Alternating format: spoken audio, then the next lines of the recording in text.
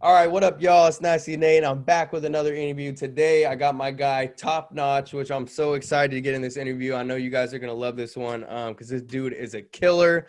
If Up, you Eddie? don't follow him on Instagram, do that. Top Notch. He does do a YouTube too. Go subscribe to that man. Subscribe right here. Comment on one of his videos. Comment on one of these videos. Share one with a friend, and let's get into it. So, Top Notch, tell the people a little bit about yourself, age, where you're from. Obviously we want to talk about the bike you ride. So let's start there and give me a little history on motorcycles and like the riding history for you. Yeah, I grew up riding dirt bikes with my dad. Nothing on like a competitive level, just kind of for fun.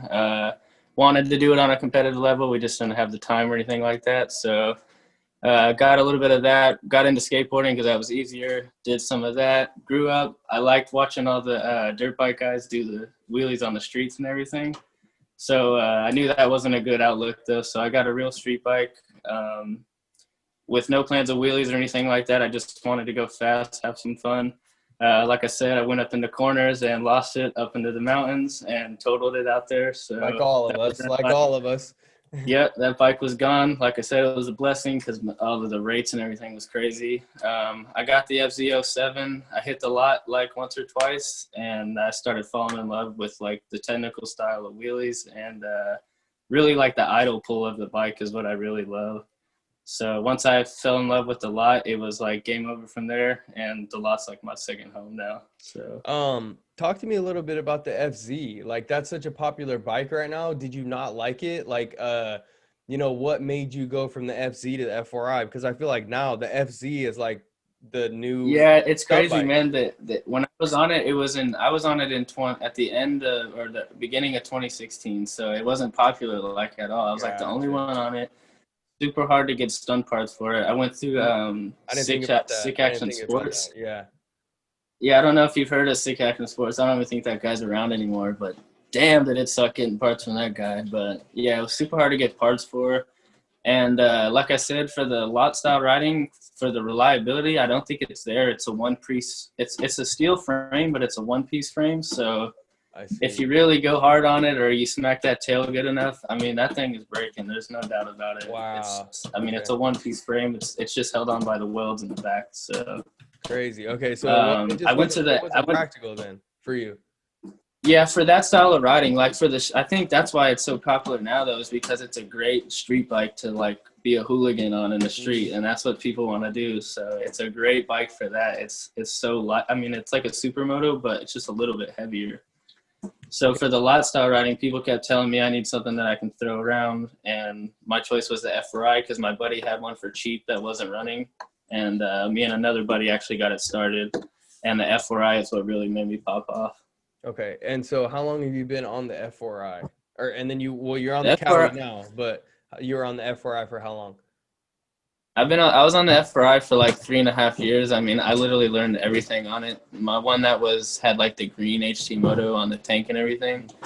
I learned like everything on that clutch work. I mean, anything that you see now is I learned everything on that bike. So Talk to me a little my heart bit. is still. Yeah, go ahead. I'm sorry. Go ahead. No, Talk I to me, said my heart is still very true to the F4I. but you It's can't beat the unfortunate that I rode Cowie, this. man. It's unfortunate that I rode this bike because this bike is also amazing. But if you have a good motor and the FRI is set up right, I also do feel like it's a great bike. But if you have that chuggy motor, it sucks, man. It's a Mhm. terrible bike. Yeah, I feel it's hard, bro. It's I had this conversation with somebody the other day. It's so hard with the old bikes because you don't really know what they've been through before you have them. Yeah, And when you do have those small issues, bro, it could literally be anything. It yeah, could literally be anything. I mean, I had a Cowie like 3 years ago, and the oil pump is on the left side of the oil pan, and every time I dropped it on the right side, it would lose oil pressure, and it would knock until I burped the filter every single time. So I'd be in the lot, practicing all my stuff, and I would drop it on yeah. the right side, and it would knock. It would just clack, clack, clack until I burped the filter. I could never figure out what's wrong with that motor. I ended up just getting rid of the whole bike, dude. Like, Yeah, and those that's small issues, like. And that's the whole reason why I'm not going back and forth right now, because I blew up my F4I motor, which was like, dude, that thing was running so awesome. It was like 10,000 miles on that motor. Like, it felt like a 636. I could drop the front tire, like almost kiss the ground and come right back up. But I think I blew it up from the heat out here in Las Vegas in the summertime. I only had one fan, and I was like, it was just letting it piss cooling out like multiple sessions, and it finally started knocking, and that blew up. So I got another motor from Phoenix from my buddy, but I can't figure it out, dude. I've tried so many things and I just can't get it right. So I'm fighting it, like trying to do the tricks that I know I can do, but I'm fighting this bog the whole time. So I stepped on this thing and it does everything I want it to do. So I'm like, why go back to that? Like, you know what I mean? So, yeah, I feel it. Talk to me a little bit about your progression, bro. I feel like you just like something just clicked and you just like started doing all, I mean, bro, like, I mean, for me anyways, you're, I don't like to separate them, but like you're one of my favorite lot riders. Like, it's thank just, you. I and appreciate it. dude, and it's just crazy because like, you know, you got high chair figure eights, like you do the clutch up and you do the hand dragging, the sit down circles. Like, bro, I watch all your stuff and I'm just amazed, bro, because it's so cool to see you just like, it's always one thing right after another. And I feel like that's what got me hooked on your style, was that it was like, I see a lot of people doing cool stuff, but I feel like the progression is a little longer. Like, I feel like every time I watch you ride on the F4I, at least, I know you're still getting used to the Cowie, but every time I see you ride the F4I, you're doing something new.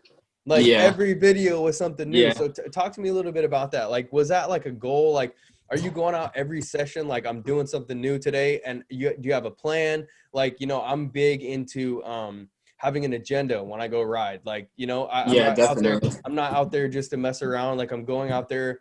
Like I told you, you know, before we started recording, I have my quarter-mile stretch. Going one way, I'll work on something, and then going the other way, I'll work on something else. And it's generally something with the handbrake on one end and then something with the foot brake going the other way. So do you have like a, you know, an agenda? Do you have a plan? Do you have these tricks like planned out? You know, how's that work?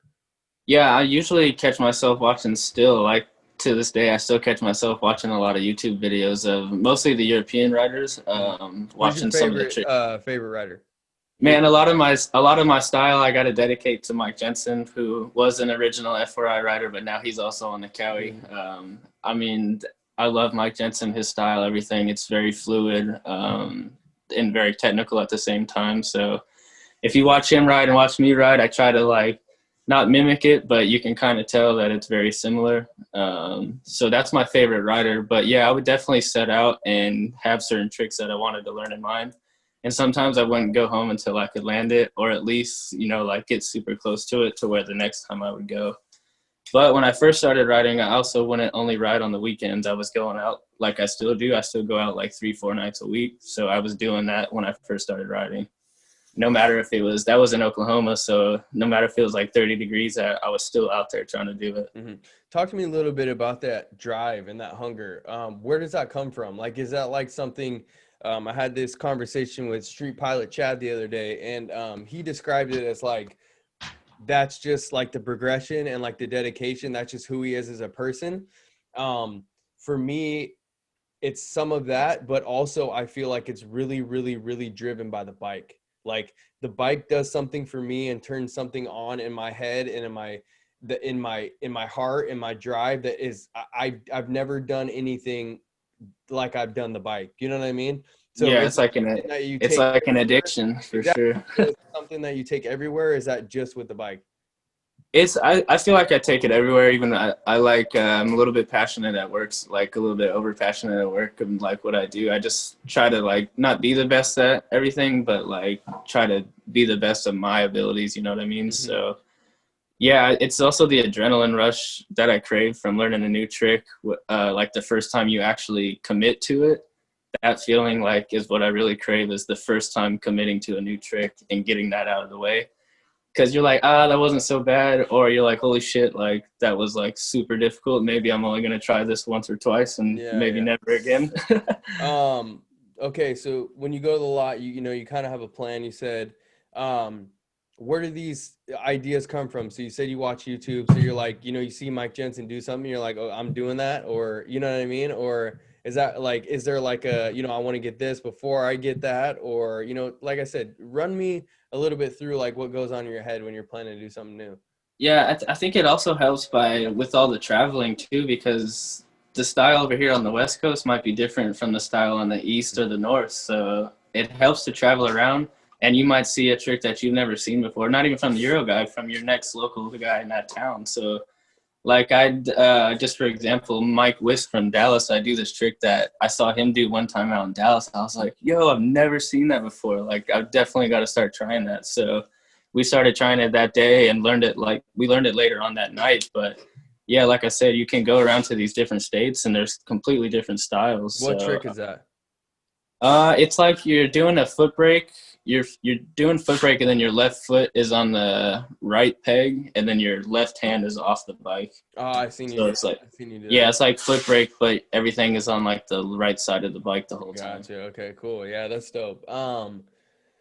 Okay, so go into a little bit about what your goals are for riding. Like, where do you want to take stunt riding after this, and then where you're at right now, and then talk to me a little bit about why'd you choose, if you, I guess you don't really have to make a choice, but why the lot over the streets, or why your type of style of riding. Like, what is it that you like so much about it?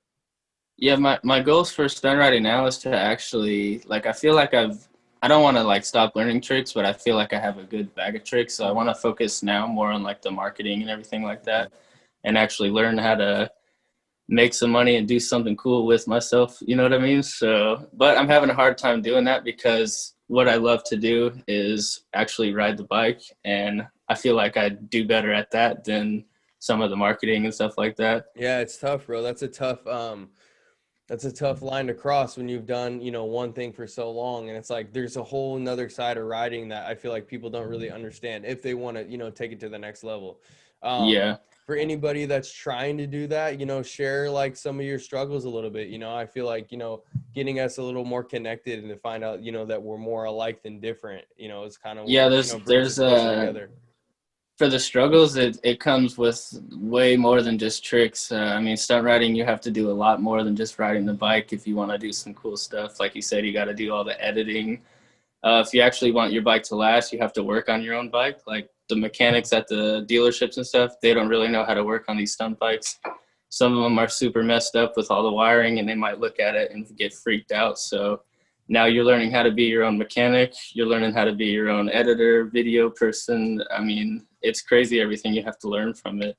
So that's kind of what I like to do is I like everything that it teaches you other than just learning tricks from the bike. You know what I mean?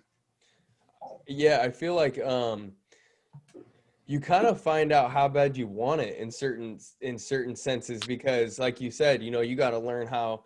I feel like I picked up so many other skills and so many other like ways of life that, bro, I mean, the way that I make money right now started because of stunt riding. Like I started Yeah. doing videography and photography and working with computers because of stunt riding, and now I do it in a different way, but that's what all started.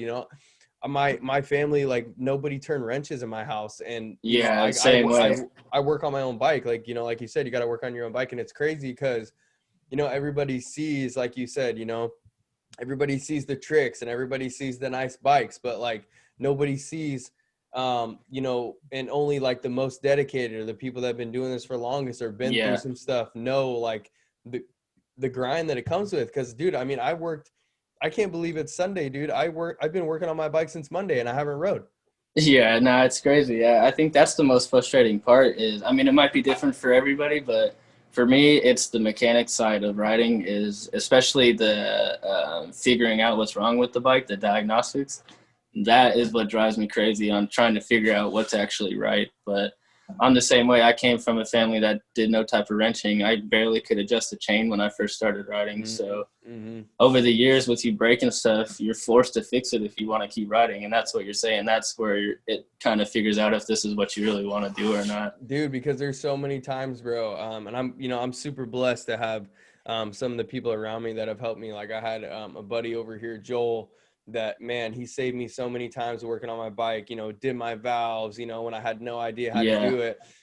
You know, always sync my throttle bodies. Like, you know, I would have something stupid. Like when I first started riding, I was like, man, I can't turn my front end. And he was like, oh, it's got to be your steering stem. And this is when I first got a motorcycle. Well, I had 3 PSI on my front tire. Oh shit. And dude, I was like, come on, bro, you know? And Yeah. so it's crazy how far I've come. Like, bro, I do my own valves now. You know, Yeah. I never thought that I would be doing the stuff that I'm doing, but you know, that's how dedicated we are to this, is that you literally are started wearing hats that you never think you'd ever wear because of, Yeah, exactly. you know, and how passionate you are about it. So yeah, and that's why I'm actually like, people are asking me that they need help on their bikes and everything. I'm like, shit, bring it over. I'm like, yeah, I need to let's figure learn it too. out. I'm like, yeah, I'm like, I want to learn it, so come over. I got room in the shop. What keeps you going? Like, you know, is that drive? Like I said, you know, I talked a little bit earlier about, you know, it's you take that attitude wherever you go, but what is it about the bike? You know what I mean? Like, talk to me about your relationship with the bike. I know some people, they just like riding, but for me, it does something for me emotionally. So I don't know if it's, you know, you're that connected, or, you know, talk to me a little bit about the bike. What does the bike mean to you? You know, what's your relationship with it, you know? Yeah, it's definitely the feeling you get on the bike. I mean, you could be having the worst day. You might not even want to actually go out and ride the damn bike, but once you actually get on the bike and twist the throttle and everything, it's like everything goes away. It's like you know, like I said, it's like your own little drug. So, Dude, yeah. I mean, I don't have like a really stressful life or anything like that, but sometimes life definitely gets you down, and you hop on this motorcycle and everything goes away. It's awesome. No, even if you're working on the bike, once you finally fix the bike, it's awesome. It's like one of the best feelings in the world. And I also think that some of the companies help keep you going too, with them pushing you on social media and everything like that. It kind of helps keep you going. You're like, okay, they're liking what I'm doing, so I'm going to keep going and doing some of this stuff. It's kind of like, you know, you want to see, I feel like we do so much behind the scenes that, as much as, like, you know, some of us say that, you know, we don't want the social media recognition or anything like that. Yeah. We do want some sort of recognition, because let's be honest, bro, and it's not, I'm not ashamed to admit it, we put so much time and effort into wrenching, into riding, bro. Like, you know, we talked about a little bit before off camera, like a lot of, you know, 95% or even 98% of us aren't getting paid. And so, yeah, exactly. bro, how much are we sacrificing, you know, to putting these bikes, you know, like I'm blessed to have, you know, my girl who's so patient with me, bro. Like, you know, I just rebuilt my bike this week, and I've been out in the garage every single night. My girl's ready to pop our baby out, you know. It's just, you know, it's so cool, you know, to have that support. And then, you know, work hard. I feel like, you know, we want some sort of recognition. Talk to me a little bit about social media. Like, is it, how do you feel? You think it's negative for riding? You think it's positive? How do you do social media? You know, is it important to you? Are you on it like clockwork? You know, talk to me a little bit about that, because I feel like, you know, at the end of the day, I'm trying to have these conversations, you know, to help others and to serve others. And, you know, some people look at you and they're like, man, I really want to be, you know, where Top Notch is, you know, he's with EBC, he's with, you know what I mean? So talk to me about, you know, how you use that platform, how you use those tools to maybe, you know, help somebody else. Yeah, no, social media is very positive for the bikes. I feel like everyone talks about like the clout doesn't help or anything like that, but the bike videos, they help us grow. There's no doubt about it. Social media for a person overall, I feel like it can be negative sometimes. Obviously, if you're on your phone all day comparing yourself to someone else, that ain't gonna put you in a very good mood if you're like, man, I want all the shit he has, but I don't got none of that. So definitely from a person aspect, I feel like social media is not the best, but it's also our tool to get this sport to grow. So, and if it does grow, I feel like social media is going to be the tool that makes it grow. Yeah, exactly. I just feel like the power of it is so, like you said, it can be used for good or bad. I just feel like it's so strong and it's so powerful. The people that I've met on social media, you know, that I end up running into somewhere, you know, at a ride, like, you know, I went to Ride of the Legends, and just meeting people that I've talked to online and actually realizing that they are the same person, you know, on their phone is so cool to me, you know. And yeah, that's what I want to focus. I feel like I hate to say it, but it seems like corny sells like on YouTube and everything. So it's like, for me, I want to be the same person I am right now that you would like over the phone that you would see in person. So like, I don't want to be the corny person on YouTube with the motovlogging and stuff like that. But I'm not saying that motovlogging is corny, but most of the guys that are on it, just the talking and everything, it gets old very quick to me. Yeah, So. I feel like to be honest, bro, you know, I study a lot of like YouTube stuff and like how to grow YouTube, and you're either in the information side of it, like you're teaching people something, or you're providing entertainment, you know. So I think Yeah. a lot of the, you know, the people that, you know, we don't like, not the stunt riders, but the guys that are riding stock bikes, the moto vlogging, I feel like it's just a lot of entertainment, which for us, Yeah. I feel like doesn't really give us value. So I think that's probably why some people think it's corny. But like, you know, the dudes like, you know, Brian 636 and, you know, and Dank Wheelie and, you know, these people that are moto vlogging, I try to, every time I vlog, I'm practicing or I'm teaching something. So I like to think, as much as it is corny, because it was so hard for me to talk, bro, while I started riding, because I was like, man, I can't do this. But I like to feel like I'm providing a value, and, you know, I've gotten great responses. So I feel like it's kind of how you play that card, you know? Yeah, no, I think Brian does a great job with it. I actually enjoy watching Brian's videos. It's more like the stock guys that, like, I don't know, it's just something about it. I can't even explain it, but yeah, Brian and Dank, they both do a great job. Well, it's because they're still doing some wheelies and everything like that. Yeah, exactly. So what kind of content are you working on right now? What's your focus? Talk to me about Instagram, YouTube. I see you're posting a lot of high quality photos right now, which is really cool to see. I see EBC is loving the photos. Yeah. I'm just trying to live a more like professional style. It's hard to say that we're professional because technically most of us aren't. Everybody starts in the garage, bro. Everybody Yeah, starts in the garage. Yeah, the barrier for a professional stunt rider is kind of hard to say right now, but so what were we saying again? Sorry. Talk to me about social media. Like, what's your goals with social media? Instagram. Okay, yeah. You know, YouTube, all that. Yeah, I finally hit over 10 grand on Instagram, which I was excited about that because dope. you can do the whole swipe up link for. Yeah, and then you can do for your YouTube. Yeah, so now I'm focused on trying to grow my YouTube to where I can actually get the monetizing on my YouTube. But I was just looking that up today. It says you need like 1,000 subscribers and like 4,000 watch hours. Yeah. Yeah, so I'm like at 900. I'm at 900 subscribers, but I'm at like 500 watch hours. Oh, it's a struggle, damn. Bro. So now I'm learning that I'm gonna start focusing really on pumping out content on YouTube. But man, it's hard to come up with ideas. So that's what I'm.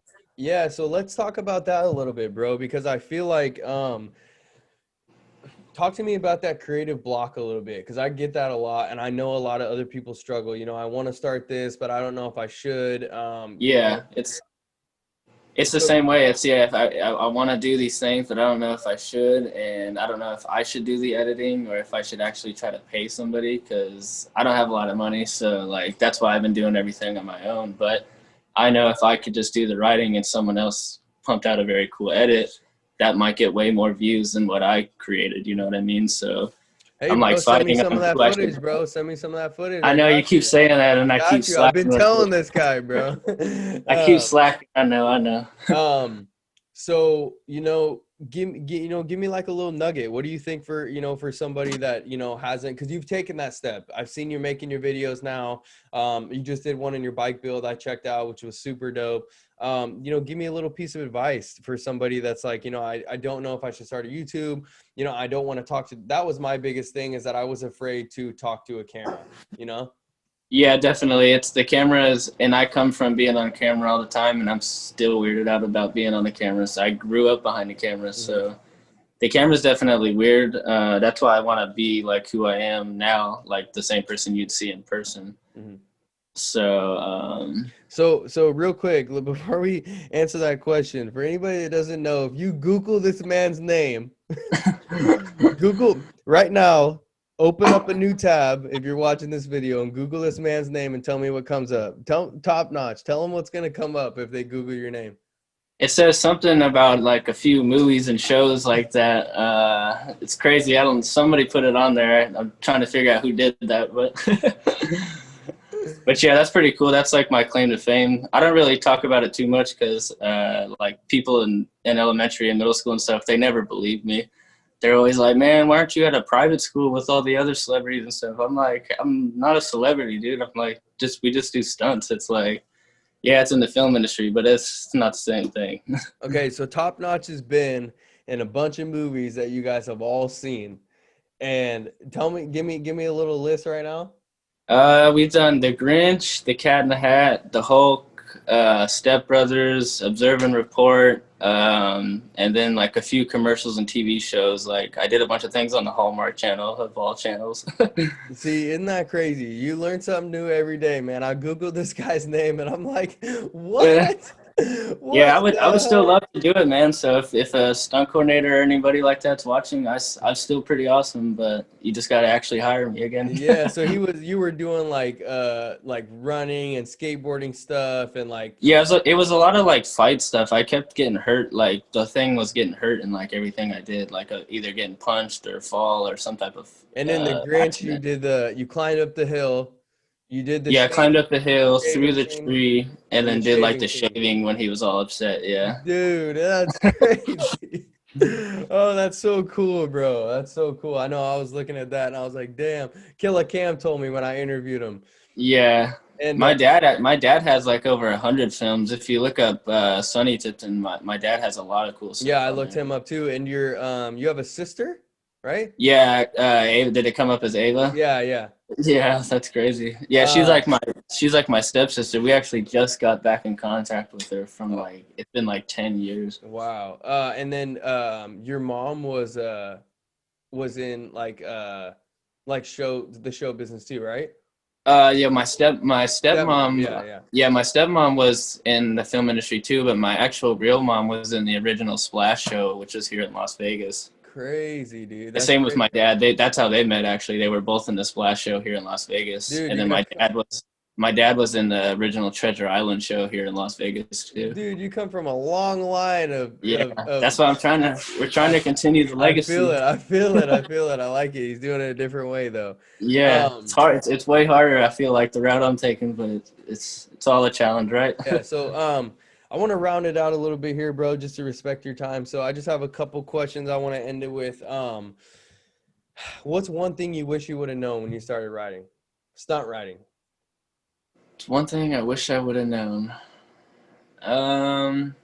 It's not as big of a sport as we all think it is through social media. Yeah, I feel like when you're new, you look at it like it's such this big thing, and then you get past a certain point when you start riding and you've met people and you've progressed and you're like, wow, this is like a lot smaller than I thought it was. Yeah. But not to talk crap on the OGs, but I feel like the OGs are stuck on wanting it to keep it like a small community when the new guys are really trying to help branch it out. So it's like this barrier between the new guys and the old guys. Yeah, so I feel what you're saying. It's like it's tough though, because I feel like we talked a little bit about social media, how there is those people that are using it that it's making it not look good, and then there's those people that are trying to do, like what you said.